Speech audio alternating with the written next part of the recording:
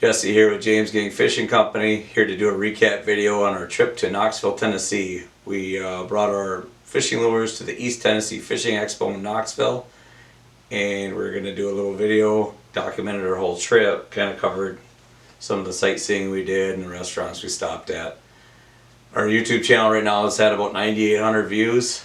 It's been going up quite a bit lately. Hope we'll get some pretty good content out this year.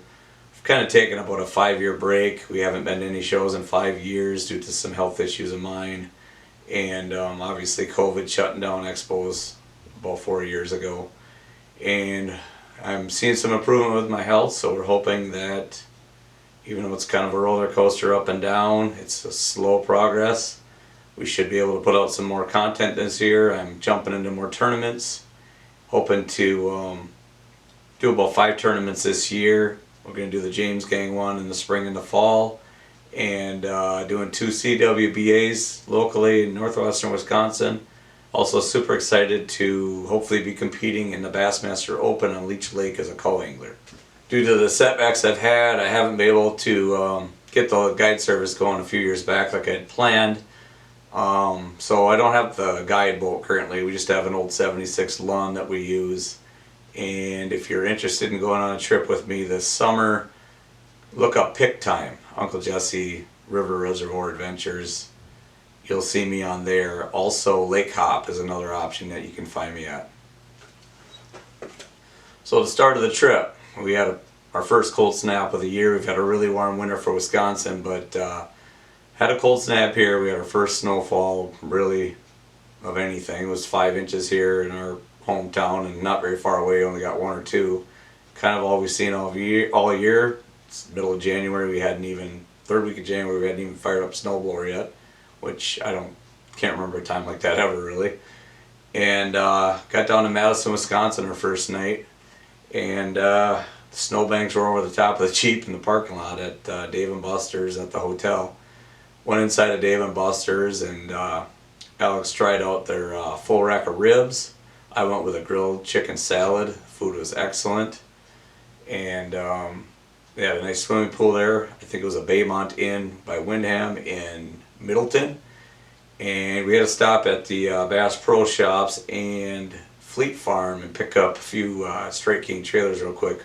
We ended up putting some Rage swimmers on the trailers or Nest Invader jigs. Normally we'd use the booty kicker. We had some issues getting some colors in stock from our supplier that pours them for us professionally, so for the show it was kind of a last minute deal. We ended up getting some Rage swimmers on there, which should have a pretty awesome kicking action. It's what I use anyway in the 1/4 ounce because we don't make a booty kicker in a small size. After a good night's sleep at the Middleton Baymont Inn, we hit the road. The game plan was take our drone out, get some footage, get some pictures of the skyscrapers. We wanted to hit up Chicago, Louisville, Indianapolis, and we ended up in an ice storm. It looked like the ice storm must have hit right before we hit the road, so it wasn't like we were driving in freezing rain. There was a sheet of ice everywhere down in the Janesville area, Beloit. We did take back roads, 2-lane 55-mile-an-hour stuff, running 4-wheel drive slower. Didn't have any issues slipping, but it was pretty ugly. And stopped at the Woodman's, gassed up in South Beloit, picked up some drinks for the road, and it was pretty ugly rain at that point. We had very little visibility. It was horribly foggy from the rain. We knew we weren't going to get any drone footage. You couldn't see any buildings at all. So I guess our attitude was we were going to hit up the skyscrapers on the way back.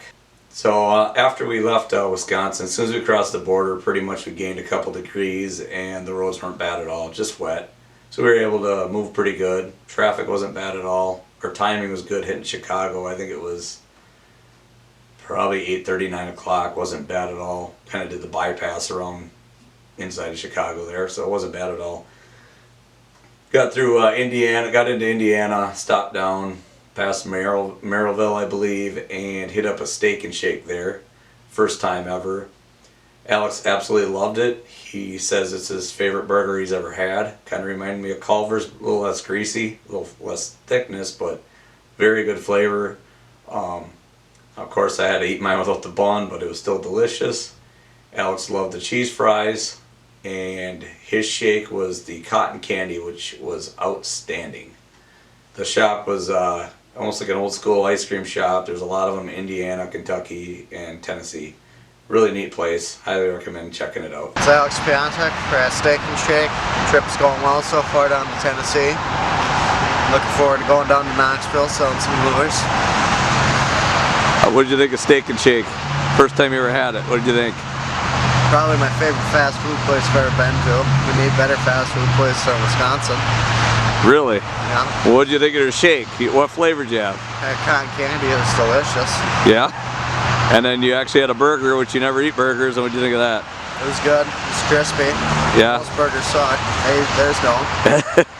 So we're about a third of the way to Kentucky, and we're not going to do any droning or photos on the way down because it's raining and sleeting and everything all the way, and we're running behind, and we'll kind of hit some of those skyscrapers on the way back, right? Yep. Alrighty. Well, get in the car. We got to move. After Steak and Shake in Indiana, we passed through Louisville. There was no visibility at all there, so we did not take the cool bridge that goes right by the skyscrapers in the KFC Center. I really wanted to get to that park there and do some drone footage and get the Ohio River with the skyscrapers. So we took the faster route, which would have been the Lewis Clark Bridge that led to a mountain tunnel, and that bridge was so scenic. I wish I would have got some footage of that one. Alex got a great shot of it on his phone and used it for photography class for part of his homework. And it was a really neat bridge with the supports on it on the side, a real bright white, and then going through the mountain tunnel at the end. So we had about an 8-hour drive then from Madison to Richmond, Kentucky. Drive actually went pretty well. Traffic wasn't bad. We were alert. My Lyme issues were doing great. I was kind of feeling the best I felt in about 3.5 years. I guess it was meant to be. Alex got plenty of naps in on the way, but woke up in time to see skyscrapers and have a lot of chatting and cranking the Morgan Wallen music on the way down there. Got down to Richmond, and before we checked into our hotel, which was a Hampton Inn, which is really nice, we stopped at our first ever Buc-ee's just south of town by about 3 miles. It's Alex. We made it to Kentucky now, where we stopped at Buc-ee's because a cool person named April Sarbeck told us to. So yeah, it was worth it. You got jerky that's about that long. Pretty good place. It's amazing to be in 50-degree weather instead of 24 below wind chill. So my question is, does Buc-ee's have any gas pumps? Yeah, it's got a few. A few thousand? This is insane. I can't believe a gas station it can be that big, and the size of the inside of the store is nuts. Yep, 56 degrees is feeling pretty good, and we finally got out of the rain for once. Yeah. Ready to go eat some jerky? Oh yeah. Let's do it. So we passed through Corbin, Kentucky, went by KFC's original cafe, where Colonel Sanders invented his fried chicken recipe. And then went through the mountains in Virginia, in the corner of the state. We went through Jonesville, Virginia, then we took Highway 70 south towards Kyle's Ford, Tennessee, across the border. It was pretty fun, neat little drive there. Real windy through the mountains. And hit the Tennessee border, town just down the road called Kyle's Ford, Tennessee. If you look on Google Map, there's an old post office that's no longer there, Kyle's Ford Post Office. Basically, you park your car there. That is where Morgan Wallen shot the signed photo for his album, For More Than My Hometown. Pretty easy to find it. It's got the Rogersville and the Sneedville sign there. Pretty cool deal. You might recognize this shot. This is Morgan Wallen's More Than My Hometown album cover. So we made it to Tennessee, and a few people down here can't be friendlier. It's about 65 degrees. So that's nice. It's not cold anymore. What did you think of the mountains around here? Pretty impressive, huh? Yeah, pretty nice mountains. And then, are the people in Wisconsin friendlier? Absolutely not. No, Tennessee people are much friendlier. Now you know why I like hanging out down here. Yeah. Well, let's go into Sneedville and take a shot over there, maybe get some drone footage, and get to Knoxville.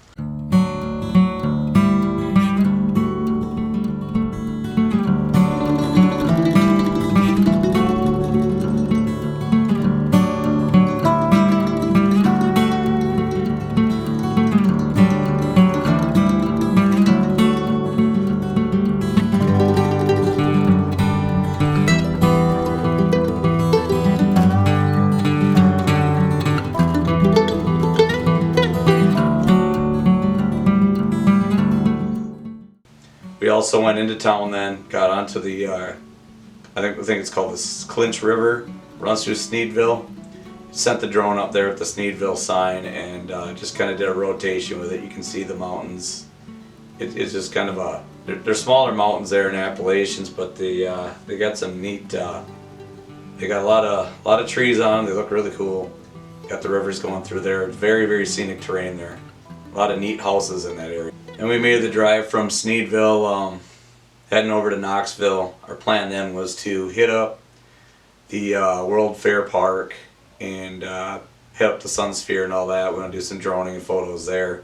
On the way, we kind of accidentally went by Gibbs High School, which is where Morgan Wallen played baseball and was going to try to go pro. Also, Kenny Chesney went to that high school. It was right on the main drive on the way to Knoxville there from where we were coming from. So that was kind of neat. I got to World Fair Park. A lot of snow there was melting. It was 66 degrees after we left cold Wisconsin, and all the slush. They had 10 inches of snow, which is very rare for there. They only usually get about 2 days of snow every January, very small amounts. So 10-inch snowstorm on January 14th, that shut down school for 6 days down there. The roads were very slippery because you got the angle of the mountainy stuff going on, so they really salted it hard. And a lot of businesses were shut down, highways were shut down, I guess, for days. Anyway, we get to the Sun Sphere. It's pretty wet and soggy over there in the park. Able to get a pretty good drone footage going up and down the Sun Sphere at World's Fair Park. Got some nice pictures. Got the graffiti wall underneath the bridge there, which is some local artwork they do. The fountains, everything was shut off. Everything was frozen. It was kind of weird to be down in Tennessee and seeing frozen ponds and kind of look back home like we're ice fishing. Pretty crazy.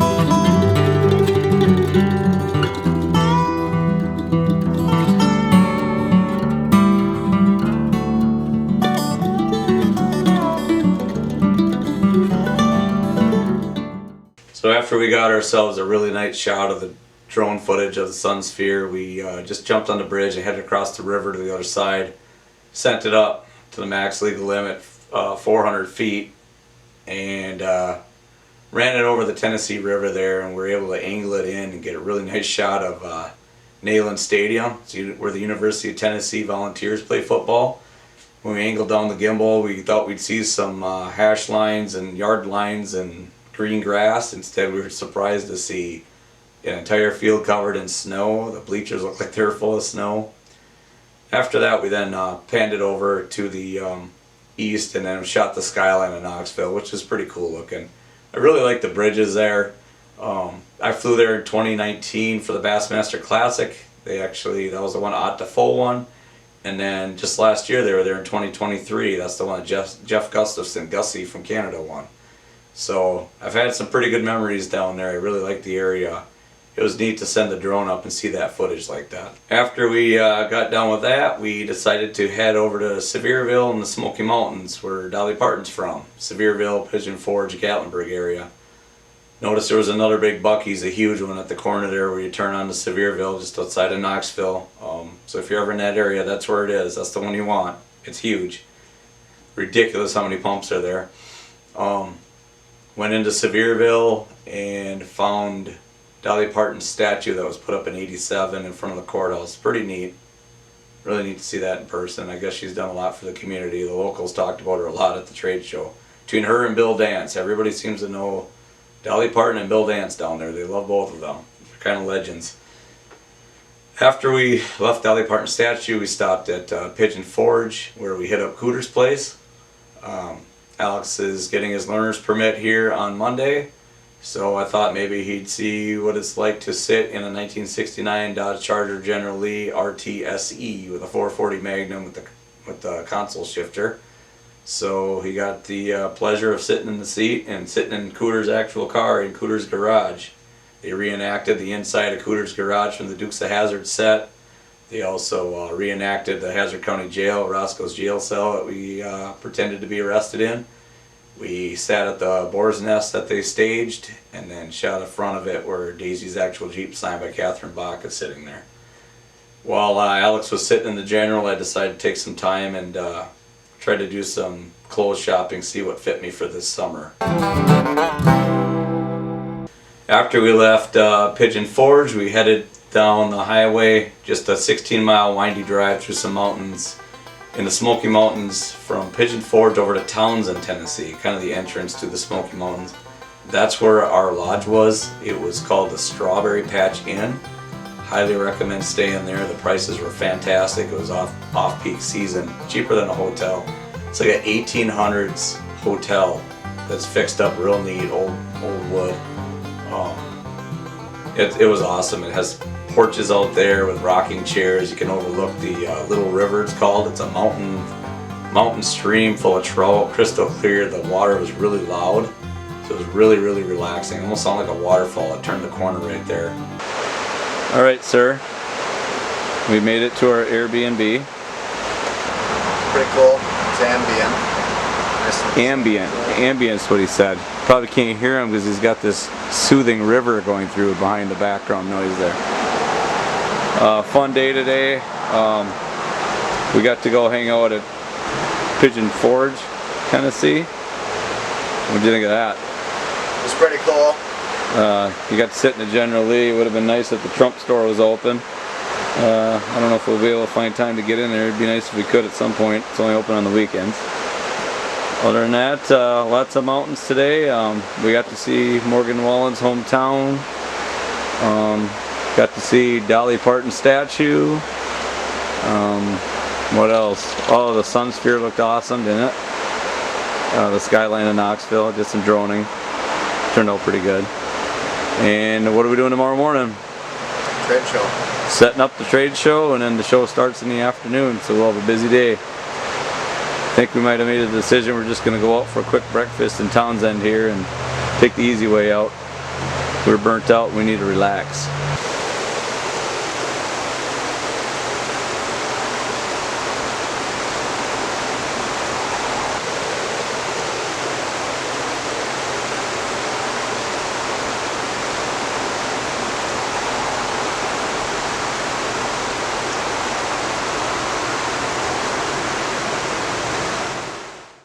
So after we checked into our lodge over there, the Strawberry Patch Inn, settled in for the night, we got ourselves a really good dinner. There was a excellent place that served fish and steak down the road in Townsend, and I got myself some trout, and Alex got himself some tiger shrimp. That was really good. Next morning we headed through Wallen, Tennessee into town to do their setup. We set up early in the morning at the Knoxville Expo Center on Clinton Highway. We had to set up at 10 a.m. It was a pretty quick deal. The employees were great. The the event coordinator Sheila Bunch was absolutely amazing. Sheila, her daughter Riley, and then Mike Del Visco, professional angler, put it all together. Really, really good people. They really help you out with everything, answer questions, check on you a million times. Absolutely amazing. Mike runs the outdoor showcase. He did a TV spot interview with us before the show. Was really interested in what we were bringing, what we were handcrafting. Then he did a good follow-up after the show. And they're just really, really good people. Sheila had one of her employees grab a cart and kind of do most of the work for us, making sure that we were taken care of and got all of our booth needs hauled in and in one shot. And it was really, really nice to have such a great coordinator running that show. Alright, we're at the East Tennessee Fishing Expo and just finished to start our display. Everything looks really nice. We got our peacock bass hanging up and we got our display. And we're very excited to start selling lures. What time does the show start? At 2 o'clock the show starts. 4-day event, long days. Yeah, long days, but we're very excited to be here and to be doing this. Very privileged to be here. So we started the trip in snowbanks in Madison and ended up in 66-degree mountains in southern Tennessee. Saw a lot of stuff on the way, huh? Yeah, we saw a lot. So Can you tell all your fans out there how you feel about southern hospitality at the restaurants in Kentucky and Tennessee? Still nice to have Midwest hospitality. Midwest hospitality is terrible. Don't believe the lies. Basically, the people from Wisconsin need to get down here and learn how to act. Yes. Yes. Well, we're looking forward to seeing what the customers are going to be like. It's probably going to be a lot of fun, a lot of bass people. So hopefully we do well. We're going to have fun either way, right? Yep. After our setup was complete, we had probably about a 2 to 3 hour gap there before the people were in the doors. Obviously, we want to be in a little bit early to beat them in before and be prepared. Testing out our credit card reader, all that stuff. So we stopped at Popeye's Chicken because Alex loves this Popeye's Chicken. We don't have one locally. Usually got to drive to the edge of Minnesota to find one, and they got some amazing chicken. So there was one right by the Expo Center. It's kind of conveniently located next to everything. They had Cracker Barrel and everything nearby. So we got his Popeyes for lunch. We did our Thursday show. It was kind of a nice refresher. We had to kind of reteach ourselves how to run an expo booth. It's been 5 years. That last time Alex ran his booth, he was 10 years old. Now he's 15, and he really picked up on it fast. Did an outstanding job. I'd say pretty much he took care of all the customers, all the sales, other than the really busy spurts where he had several customers at once, where we were kind of tripping over each other trying to handle sales and get to the change box for the customers. But for the most part, he took charge of all this. So it was a really nice experience for him to do most of the work himself this time. He also handcrafted lures himself this time, my assistants, which 7 years old, he designed a lot of these, 7 to 9 years old, and obviously I wasn't going to let him cut wires at that age, 500-pound musky wire, and burn himself and cut himself, pretty sharp edges, a lot of hooks. But he did a great job. He bent all the wires and the jigs himself. He was assembling the hooks and everything. So he did a really good job building these lures.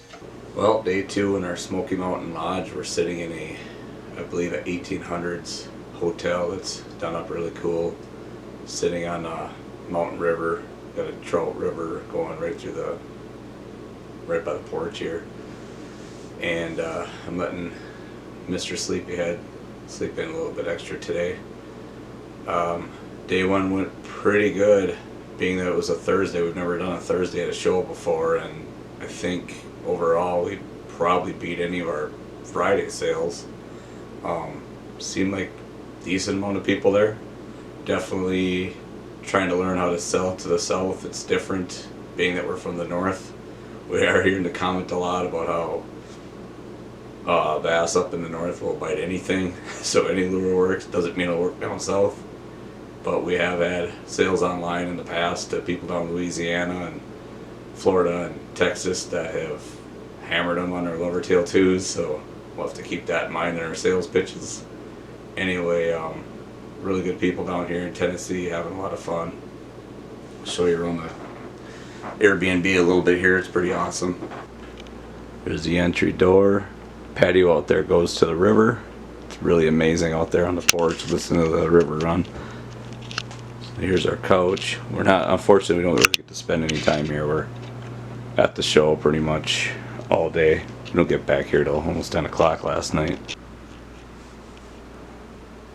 The CEO said that, he said, well, you bought the hotel, so you get to pick the bed. I'm like, I didn't pay for this. James Gang Fishing paid for this. Oh, if that's the case, I get the room I want. But I don't mind. It's pretty nice out here. He got himself his own little bedroom and they're connected to the bathroom. Place is really nice. The owner, Wendy, was really cool to deal with on the phone. This is called Strawberry Patch in Townsend, Tennessee. You can do it on Airbnb. I'm sure it's a lot cheaper just to get a hold of her through a website or online. Really cool place. What shocks me is this place is cheaper than any hotel you're gonna find. I would much rather stay here than in a hotel. I think for this trip we're averaging about $90 a night only. You can cook and do anything you need. It's got a clawfoot antique bathtub with a shower attached to it too, which is kind of neat. It's pretty early in the morning here, quiet hours, so I'm not really going to talk outside here, but I'll show you the river view. Love sitting out here, taking my Lyme disease medicine.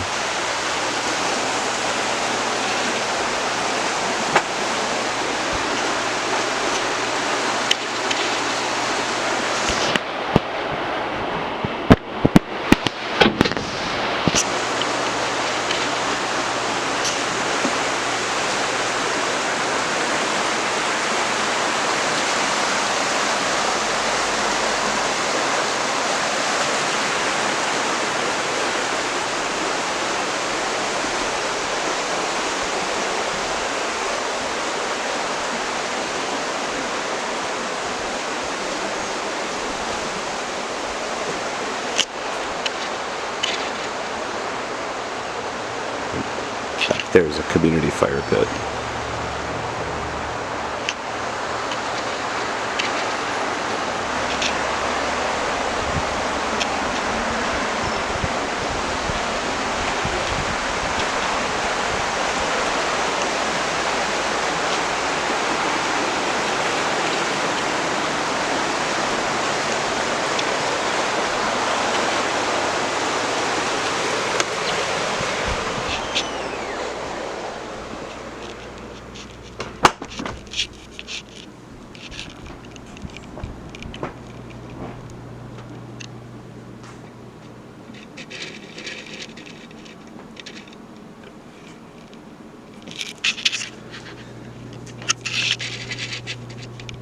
Pretty cool. Pretty happy with this place. It's just too bad we don't get to actually spend time here relaxing.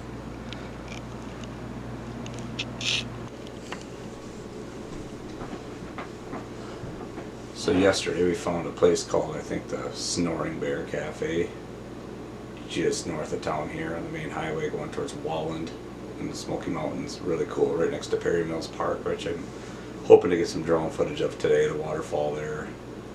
It's been kind of raining and foggy and I don't want to wreck the drone. You ain't gonna see nothing anyway if it's like that. Looks like we might have a break in rain today after all. But yeah, we had really good food there. Waitress was awesome. Day 2 show is going to start now and we're going to hit the road. I was down there in Tennessee for treatment 2 years ago for my Lyme disease and I couldn't stop going to that place. I love their lemon pepper trout, which is of course what I ordered, with green beans, grits, and cornbread muffin. Alex ordered grits, catfish, which is something new for him. He loved the catfish, thought it was amazing. He could not stand the grits. He thought they were disgusting, which is pretty funny. And I got to have a little bit of catfish for leftovers the next day. Just on the edge of the Smoky Mountains, near the Perry's Mill waterfall. That is the river, the little river that ran by our lodge that we were staying at, ran to the Perry Mill Park waterfall. So we stopped at the Snoring Bear Cafe. Our waitress was Jennifer. The food was affordable, it was excellent, the people were great, the other customers were funny. Filled them up with pancakes, I had my eggs, had an egg bowl. Very, very good food. And then we decided to film the waterfall. The waterfall looked really neat. From the Knoxville view, looking south, looking upriver, you could see the Smoky Mountains in the background behind where we were staying. I can't fly a drone legally in the national parks. That's been outlawed a long time, so this was the closest we could to our lodge that we could legally fly. So we were able to shoot it up about 400 feet and get some really neat shots of the waterfall up close. It was a really neat scenic waterfall. Water was really clear. Murkier than what I've seen on the YouTube videos just because of all the runoff from the 10 inches of snow. But it's a clear trout stream that comes out of the mountains.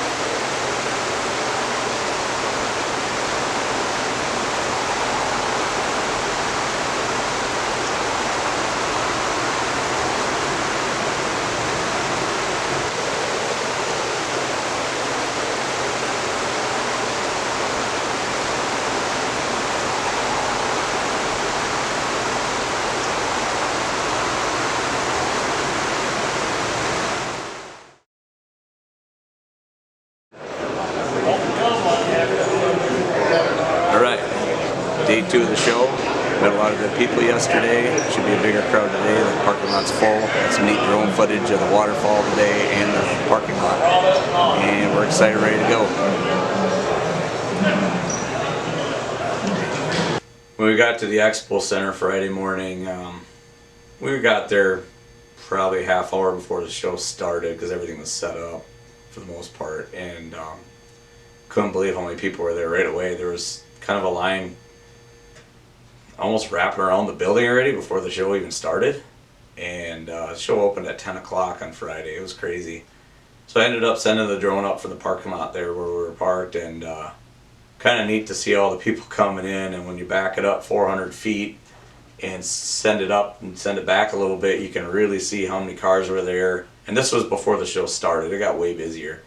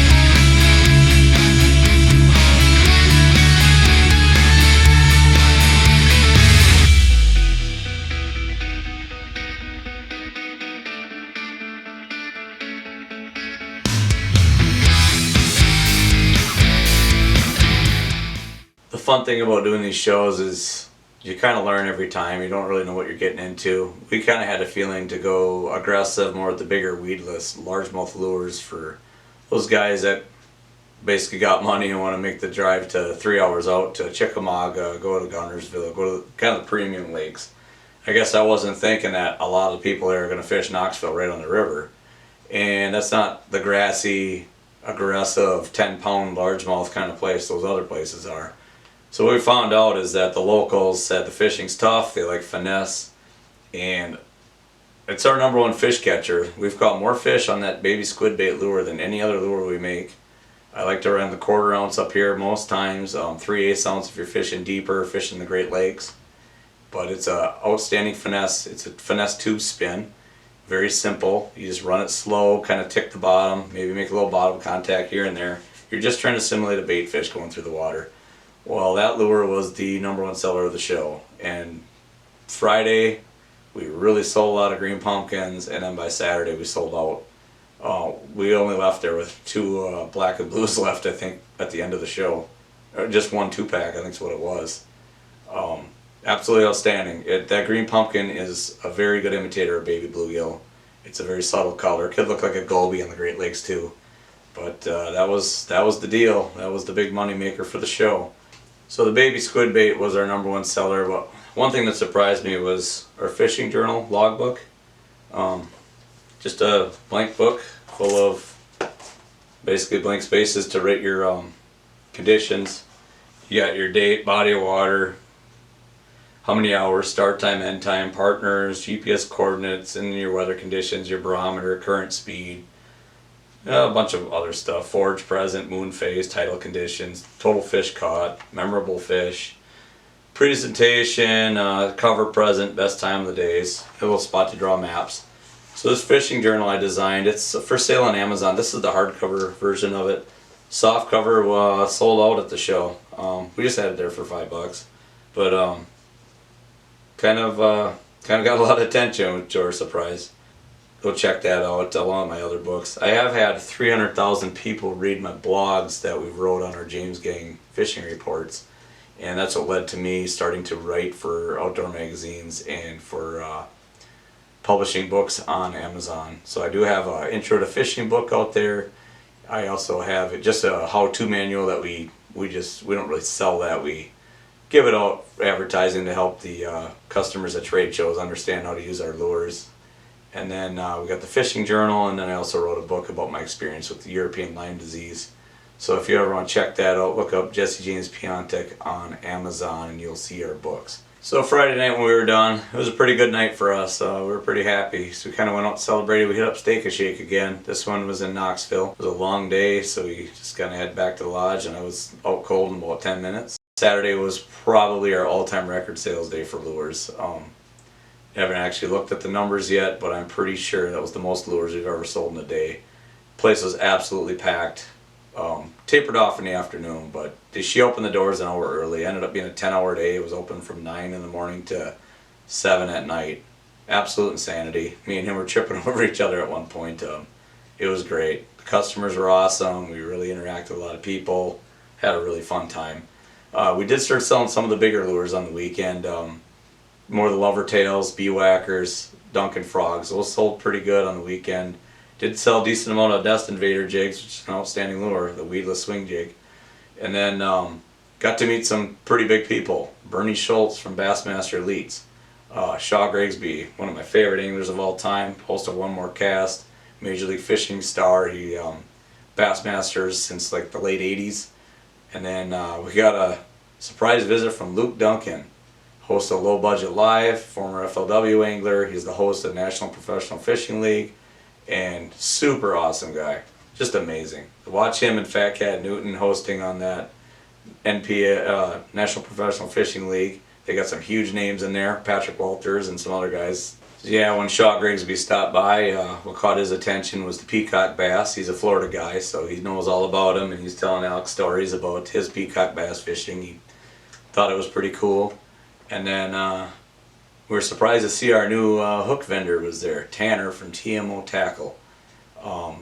Tanner was a super cool guy. He's out of Indianapolis. He's got a website, tmotackle.com. Check him out if you're looking for flipping hooks. So we are using his flipping hooks now on our bee whacker buzz baits. Really high quality, nice packaging. I really was impressed with his stuff. He also selling jigs, tube jigs, shaky heads. He's got soft plastics, he's got apparel. So check out tmotackle.com. He's on Instagram, Facebook as well. You can order anything online right from his website there. 2022 Lacrosse Bassmaster Elites. Got to meet Matty Wong on the water. Super awesome guy. Got a really neat picture with him on the water. He was one of the main speakers at this show, so it was neat to run into him, and I developed those pictures and gave him one, and he signed one for us to keep. Really fun talking to him for a little bit. Great guy. He was a former Bassmaster Nation champion, just like our local Pat Schlopper was from Shields. So they kind of had the same start, know each other pretty well. Nice talking with him. And then the guys from Oshegon brand, which I've been following for years on Instagram, smallmouth clothing apparel company. They're based out of Indy. Also, Smalley Talk podcast is part of that. They stopped by their booth, and sounds like they're opening up a tackle shop in Indy. Hopefully we can make a deal where our smallmouth baits will be available there. Talking to Tanner and talking to those guys, we decided we're going to do the Indianapolis show next year, early February. It's a 2-day event, pretty good turnout. And then because Sheila Bunch, Riley, and Mike were so great, we definitely want to take our show to, or take our booth to Gadsden, Alabama, 2025 in March.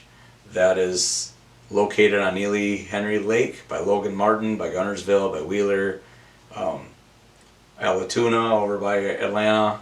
Chattanooga's not too far away. We're thinking the grass baits, the lover tails, the bee whackers, Dunkin' frogs are going to sell really well there for large bass and those kind of cover conditions. Another guy that stopped by our booth Saturday is Wally Marshall, Mr. Crappie. Super awesome guy. I believe he's from Texas. Really, really nice, down to earth. Spent a lot of time talking to Alex. Took some nice pictures with us. Really, really good guy. Check him out online as well. We celebrated Saturday night with an amazing show. We went out to Cracker Barrel again. I got catfish this time because I tried some of Alex's and it was so good. I thought I'd try something different. And then he went with their fried chicken there and absolutely loved it. So Saturday was an absolute home run. We loved everything about that show. Sunday started out busy at first, and it tapered off. You had the AFC Championship game, and NFL come on in the afternoon. So we did some pretty good sales there for about an hour and a half, and then she died off pretty good. That's when we had the opportunity to walk around, check out other vendors, and talk to some other owners and do some connecting. Battle baits. Check out Battle Baits. Their clothing's awesome, but their lures are amazing. Very unique jig heads he's putting on the spinner baits, and he's also got swim bait heads as well. Guy's super cool. Check out battlebaits.com.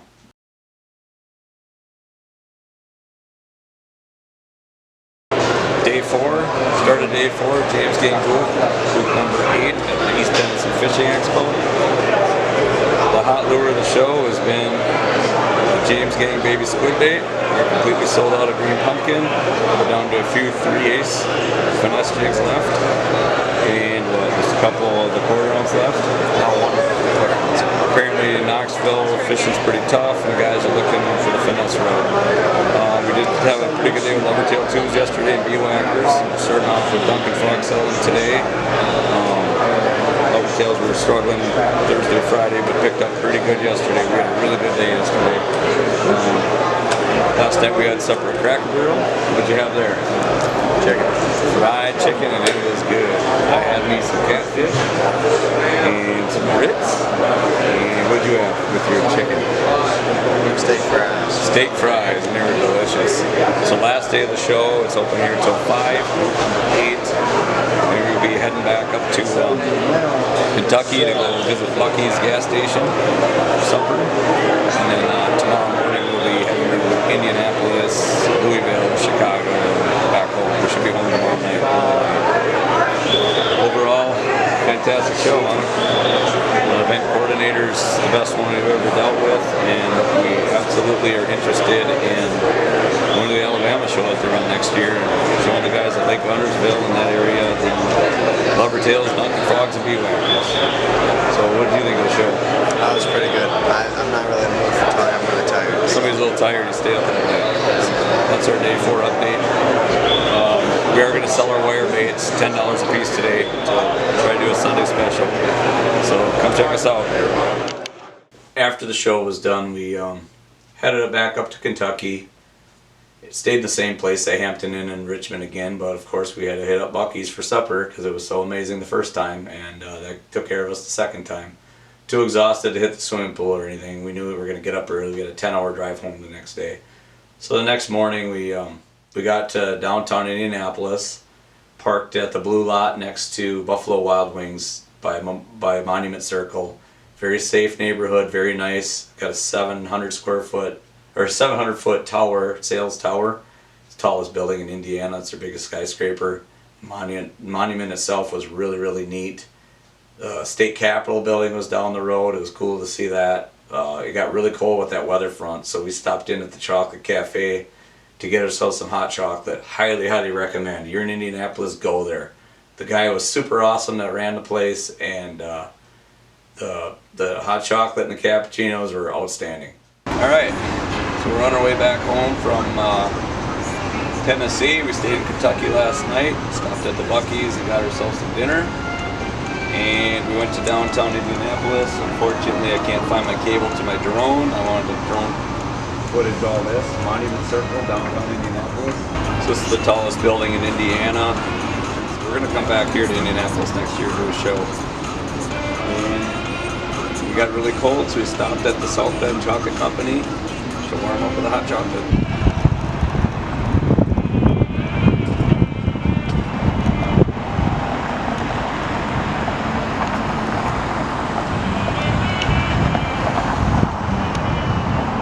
Really neat cathedral there.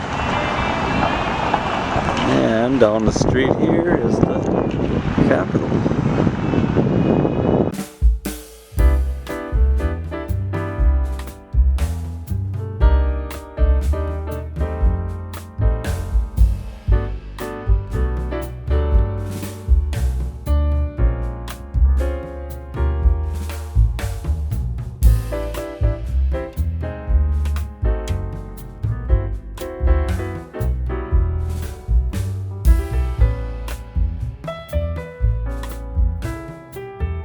And then to finish up the trip, well, after that we hit up the final Steak and Shake, of course. We hit that up, I think, in Maryville, Indiana, south of Gary. And then we headed through Chicago. And before ripping through Chicago, we decided to go into the skyscraper area, Wacker Drive. So over by Soldier Field by 41 on Wacker Drive, Wabash Avenue Bridge, goes over the Chicago River.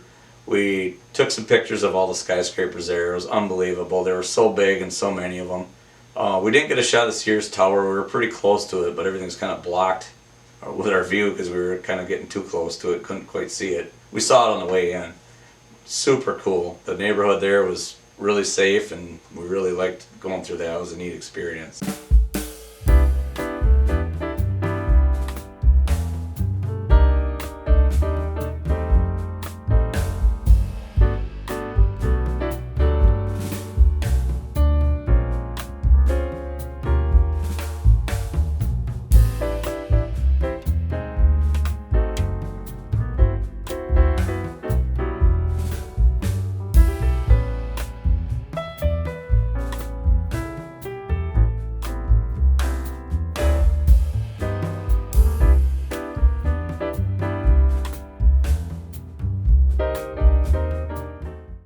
The guys at Oshigon brand, of course, well, TMO, we already have their hooks, and we will continue to purchase hooks. But Oshigon had a quest for 23. Who doesn't want to catch a 23 in smallmouth? Their clothes are absolutely amazing. They got neat Smalley shirts. They got some prints of the world record from Dale Hollow. They got really cool hats. They Smalleys on them. Smalley Talk Podcast, follow them, Facebook, Instagram. Really awesome guys. Really had a good time chatting with them. So that's about it. It was an absolutely awesome trip. It was the most fun trade show we've ever done. It was our first one out of state. Now we are looking forward to do a couple more out of state next year. Check us out at jamesgettingfish.com. If you're interested in fishing our kid-friendly MLF events, it's going to be 3-person teams, $25 a person. We're going to keep it smaller this year and local. Tanner Lake in May and Lake Altoona in October. This is my goal. I'm trying to keep it small and keep it fun, keep it more, let the kids kind of rack up the poundage close to each other and make it fun, kind of go down to the wire. That's been our most fun events, is when it really comes down to the wire, and smaller events is probably going to create that. So thanks for watching, thanks for following. Please like, subscribe, follow us, and stay tuned, because we're going to have more content this year, I guarantee it, between our drone and our underwater camera. Thanks for watching.